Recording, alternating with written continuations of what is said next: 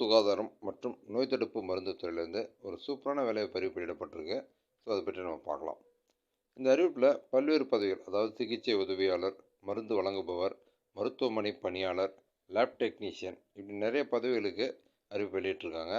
So இதற்கான கல்வி தகுதி அப்படின்னு பார்த்தா minimum 8th 10th diploma degree படித்தவங்க வரைக்கும் இந்த வேலைக்கு விண்ணப்பிக்கலாம். ஸோ இந்த சூப்பரான வேலைக்கு எப்படி நம்ம அப்ளை பண்ணுறது, இந்த வேலைவாய்ப்பு பற்றின முழுமையான தகவல்களை இந்த வீடியோவில் நம்ம பார்க்கலாம்.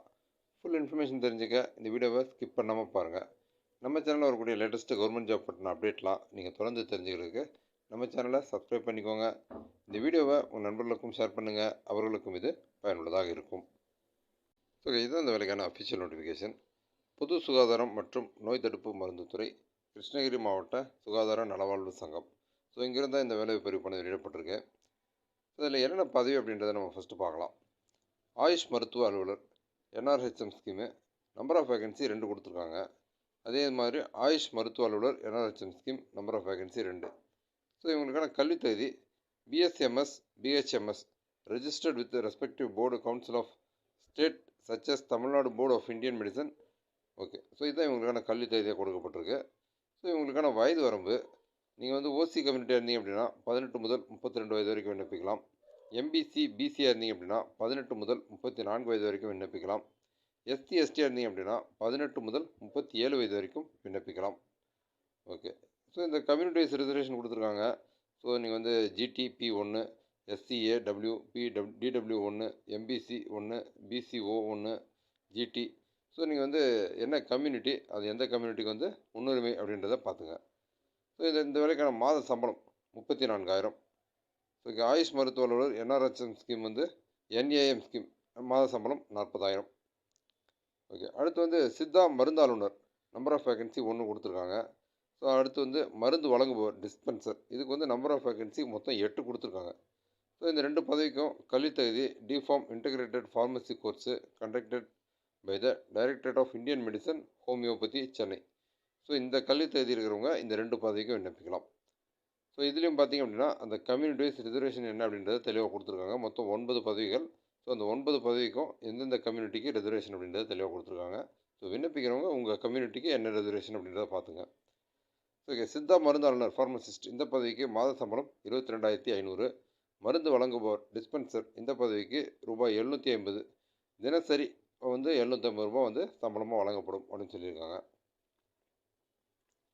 ஸோ அடுத்த பதவி சிகிச்சை உதவியாளர் therapeutic assistant, number of vacancy 2, diploma nursing therapist course for certificates issued by government of Tamil Nadu only. So Tamil Nadu அரசால் வழங்கப்பட்ட அந்த கல்வி தகுதி இருக்கிறவங்க மட்டும்தான் இந்த வேலைக்கு விண்ணப்பிக்க முடியும் அப்படின்னு சொல்லியிருக்காங்க.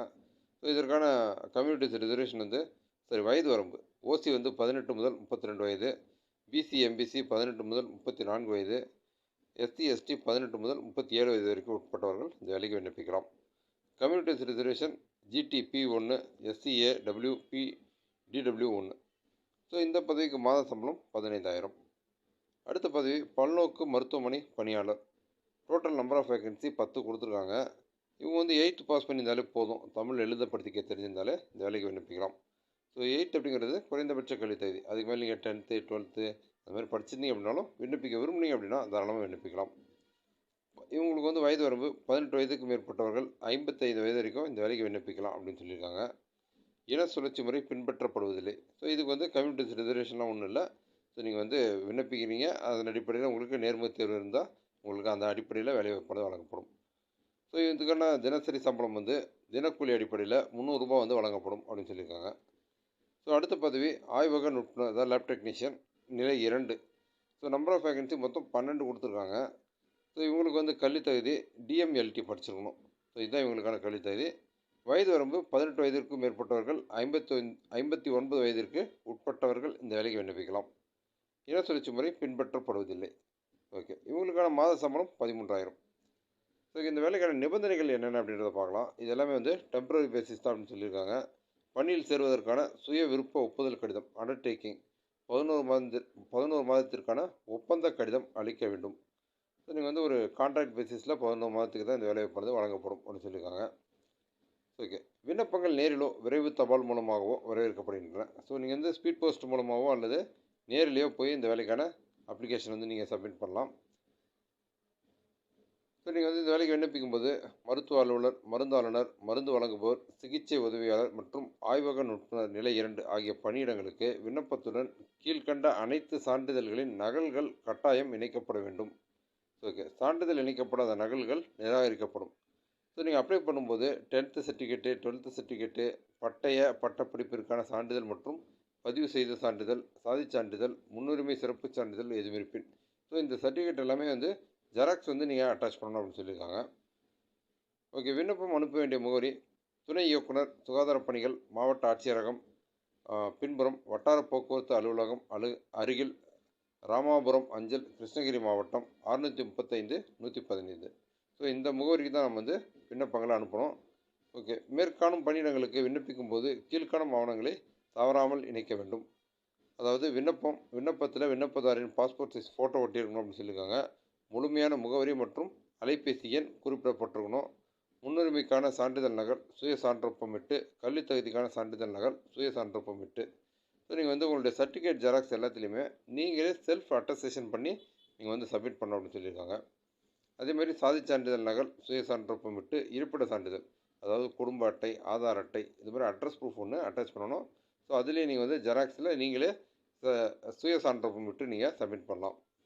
மேலும் மேலே குறிப்பிட்ட தேதிக்கு பின்னர் பெறப்படும் விண்ணப்பங்கள் மற்றும் முழுமையான விவரங்கள், சான்றுகள் இணைக்கப்படாத விண்ணப்பங்கள் நிராகரிக்கப்படும். ஸோ வந்து அவங்க விண்ணப்பிக்கிறதுக்கான அந்த கடைசி தேதி கொடுத்துருக்காங்க. விண்ணப்பிக்க கடைசி தேதி வந்து 21/2/2024. ஸோ அதுதான் நமக்கு வந்து விண்ணப்பிக்கிறதுக்கான கடைசி தேதி. அந்த தேதிக்கு பின்னால் வரக்கூடிய விண்ணப்பங்கள் நிராகரிக்கப்படும். அதே மாதிரி முழுமையான தகவல்கள், சான்றிதழ் நகல், இது மாதிரியான விஷயங்கள் இணைக்கப்படாத விண்ணப்பங்களும் நிராகரிக்கப்படும் அப்படின்னு சொல்லியிருக்காங்க. ஸோ விண்ணப்பிக்க விரும்புகிறவங்க இந்த நோட்டிஃபிகேஷன் லிங்க் வந்து நான் உங்களுக்கு டிஸ்கிரிப்ஷனில் கொடுக்குறேன். முழுமையான தகவல்களை பார்த்து அந்த கடைசி தேதிக்கு முன்னால் முறையாக விண்ணப்பிங்க. இது வந்து நேர்முக தேர்வு அடிப்படையில் எந்த விதமான எழுத்து தேர்வும் இல்லாமல் நேரடியாக இந்த வேலைவாய்ப்பானது வழங்கப்படுறதுக்கான வாய்ப்புகள் இருக்குது. ஸோ தகுதியுள்ள தேர்வர்கள் இந்த வாய்ப்பை பயன்படுத்திக்கோங்க.